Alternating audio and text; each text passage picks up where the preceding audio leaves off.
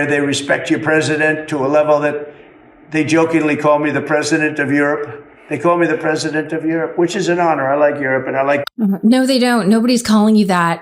And why the press pool doesn't call that blatant lie out to your face is appalling to me, but of course not surprising at this point in the corporate press appeasement. Hi, my name is Suri Crowe and you're watching MeidasTouch Network. Well, here's what California Governor Gavin Newsom had to say about what foreign leaders really think about Donald Trump. I had the privilege of meeting a lot of foreign leaders. I've had a chance. What's the general, if not putting... They're laughing behind his back. That did not happen. I'm making this clear. They're do not conflate what I just said with the meeting I had with the Denmark delegation. No, it wasn't them. Other foreign leaders are laughing. I've had dozens and dozens. Ambassadors met with him. What are they saying? They're laughing behind his back.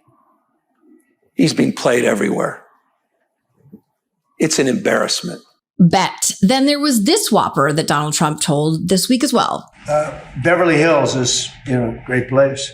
I have a house there. I had a house there. I used to stay spend a lot of time there.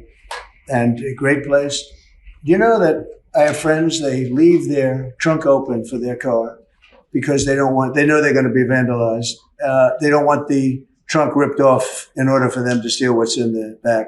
They leave the doors open so when they go in to steal the radio or whatever they take, that they don't rip off the door. They leave the doors totally open so the criminals, when they go and open the door, they'll have to break the windows and kill the car in order to steal whatever it is in the car that they're looking for. And that's at a level that nobody's ever seen before. Nobody lives like that. I have another friend, he has a garage, and in order to save his garage door, he leaves it open so that people can just walk into his garage, take whatever they want, and leave. But all the cars so many cars, I've been told this by many people, stars, big people, they leave their doors open so the doors aren't destroyed by these criminals. All over Los Angeles, this is taking place. There is a level of delusion and pathological lying that should be headlining every single news outlet in the country. Seriously, let's play imagine if Joe Biden said that game. Where's the New York Times nonstop coverage on Trump's mental fitness? Where the fuck is Jake Tapper now, huh? Crickets. The closest I could find this week to any critical headline of this absurd claim about people in Los Angeles leaving their homes open, I guess, so the next Golden State Killer could just whip on in, were these posts on X where Elizabeth says, "Are you kidding me? I'm from SoCal. Never ever in my life have I heard of this happening in any city, town, suburb, or county here. You must live in an alternative reality, SoCal." And then someone named Lang Noir, "No, it isn't factual. It's laughable. Honestly, that people are so out of touch, they think ripping off doors and trunk lids is a thing." It's just, I don't even know what to say. Yes, people leave. I just cannot. It's so off the charts, batshit crazy, that why that's not like, it should say President Trump claims people are leaving their homes wide open for criminals to come on in, like in giant bold ink. But no, of course not. I mean, the lack of accountability from the press is just wild here. Then there's this poll that just came out from AP North that found while Trump's overall poll numbers are down still on immigration and the economy, that his poll numbers went up slightly on crime, which I was like, nah. Like, who are they polling? Very suspicious of polls. But, and that's exactly it. But his numbers did go up a little bit on crime. But here's the thing. Polls take in people's perceptions, not what the reality is. And in this poll, people perceive that big cities have big crime numbers. That's what they're saying. That's just simply not always the case. According to the FBI, in cities with populations of at least 100,000, New York and Washington, D.C. weren't even in the top 30 on this list from the FBI. Chicago wasn't even in the top 15. Crime numbers actually started dropping when Biden came into office after COVID, where they started spiking. Of course, Trump was in office then. But funny how Trump's not deploying troops to red states and how he's sending military troops to cities where the crime rates have been dropping.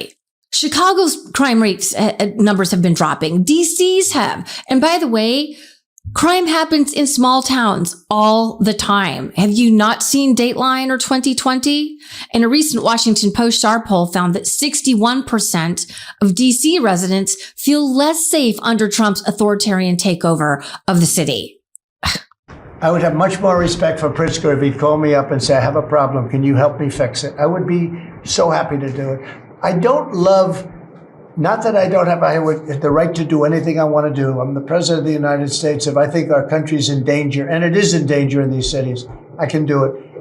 No, you don't, Donald Trump. He doesn't have the right to do anything. And as Juliette Kayyem, who's a national security expert, points out, whether he believes this is true or knows he's telling a lie, which both are arguably possible, either way, he is not of sound mind and body. And again, imagine if Joe Biden said this. I'm the president and I can do anything I want to do.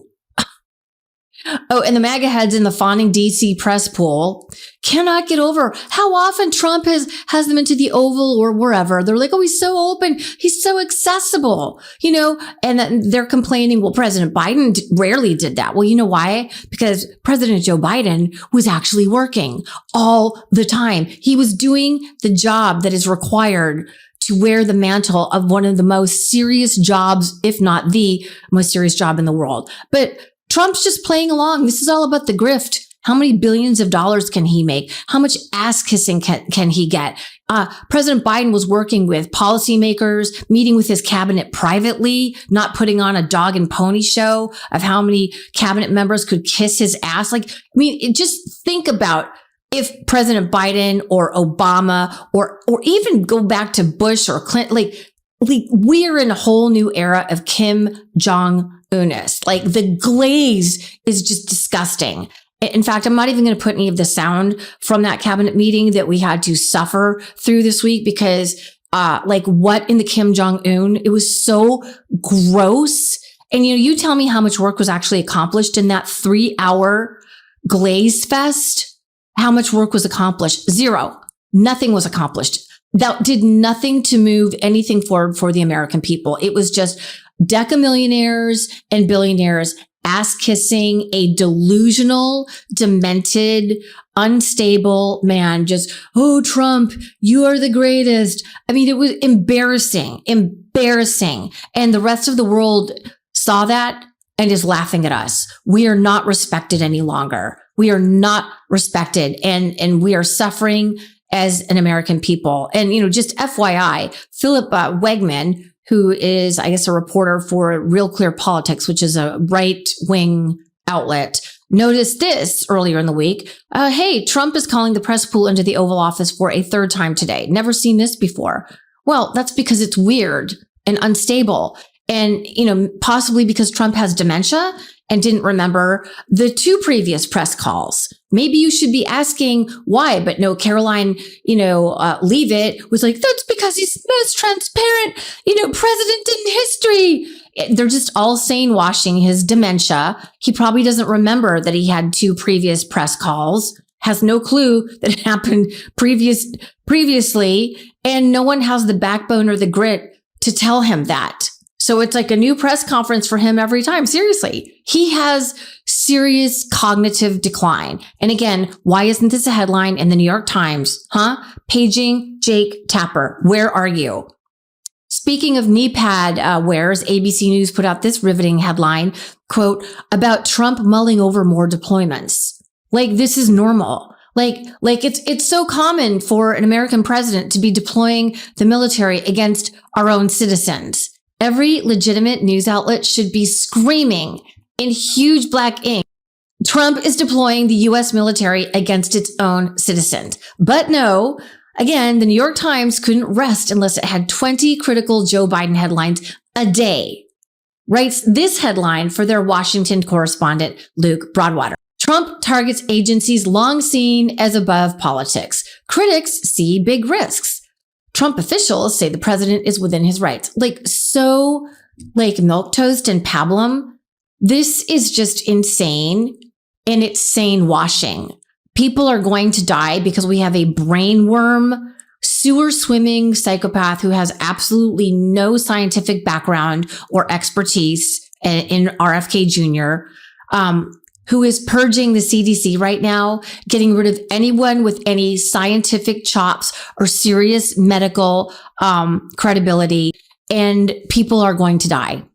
Like, legitimately, we are in trouble. We are in so much trouble. The Trump regime has absolutely wiped out medical science and research, and is taking us, we're going in reverse. I can't even get the words out. It's America in reverse. And Trump officials, by the way, are authoritarian fascists. New York Times. They're not just Trump officials. You need to call them what they are. And stop normalizing this shit. Every day the United States loses more credibility on the world stage, and it's painful because President Biden did so much, and his administration, to rebuild the embarrassing loss of credibility that Trump put us through the first time he was in office, and went through so much to regalvanize the NATO alliance, to rebuild our reputation on the world stage, to enact environmental policies, and to put us back in play as the world leader, which is where we have been. But now we're just becoming the laughing stock. I mean, Japan's canceling meetings. I firmly believe that the Western Alliance, the coalition of the willing, I mean, they tried when they came to Washington a week ago, but I think they're now like, look, Trump is enabling Putin. They're going to try and get whatever they can out of us defense wise. I'm certain, because got to get whatever you can to save Ukraine. But I'm certain that leaders like Macron, even Giorgia Meloni, and Keir Starmer, and the rest of them, I'm not naming them all, they have to know that this is a lost cause with Donald Trump, because he is enamored with Vladimir Putin. He is enamored in almost like a weird homoerotic way with these strong men, the love letters to Kim Jong-un, the weird way he was showing off a picture like with his schoolboy crush of he and Vlad. And Vladimir Putin just gave a giant FU middle finger when he bombed Kiev again last night. He has made it evidently clear that he has no intention of ending his war of aggression in Ukraine. And I mean, he did that when he came to Alaska and pissed all over it and took a ride in the presidential limousine and got his photo ops. They were mocking Trump. They were mocking the United States. Like, there was never any intention of moving towards some kind of ceasefire or peace deal. Like, I reported on that last week. I'm like, what a joke. They're like, Trump, in 2 weeks, we'll have a peace meeting in 2 weeks. No, we won't. And Trump's going to do nothing to stop it because he's weak. He's a very weak president.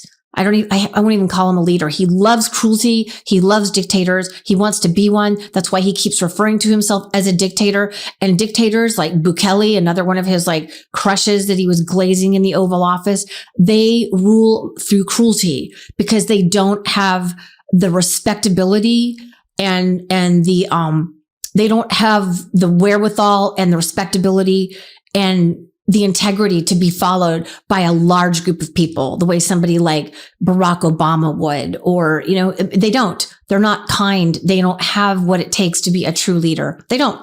Or Joe Biden, for God's sakes, who handily beat Donald Trump in the 2020 election. And that's why Donald Trump will never get over it, because he got absolutely pantsed by Joe Biden in that election. And, even if Donald Trump keels over tomorrow, kicks the bucket like so many of us, I'll say no more on that. We've got smoky eye sociopath JD Vance waiting in the corner, Just Dance Vance, and he is no better than Trump and possibly even worse. He's very young and he's very Machiavellian. So he's waiting there in the corner, just waiting to take the reins of power. So, and he says that Vladimir Putin is a nice guy. He's a nice guy, So that's where we are, people, right now. That's where we are. Too bad the press is in a complicit coma and not doing anything to hold this regime accountable. So that's why it's going to be up to us, we the people, to do the hard work of rescuing our democracy that is drowning and is about that far off the seafloor. But I believe that if enough of us work together collectively and fight like hell, we can rescue her. That's what I'm hoping anyway. Okay, that's all I got. All right, peace. Love this video? Support independent media and unlock exclusive content, ad-free videos, and custom emojis by becoming a paid member of our YouTube channel today. You can also gift memberships to others. Let's keep growing together.